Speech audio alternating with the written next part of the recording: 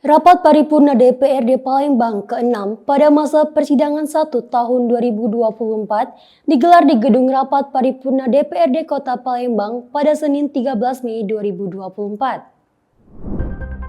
Dalam rapat paripurna tersebut dihadiri oleh PJ Wali Kota Palembang, Sekretaris Daerah Kota Palembang, Ketua, Wakil Ketua, dan anggota DPRD Kota Palembang, Forum Koordinasi Pimpinan Daerah Kota Palembang, Kepala Dinas, Camat, dan Lurah sekota Palembang, para pimpinan BUMN dan BUMD, serta undangan lainnya.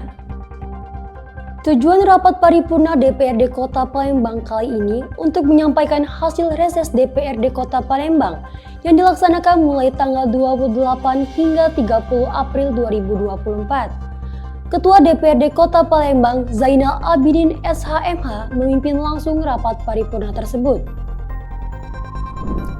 Keputusan DPRD Kota Palembang nomor 13 tahun 2023 membahas program pembentukan peraturan daerah tahun 2024.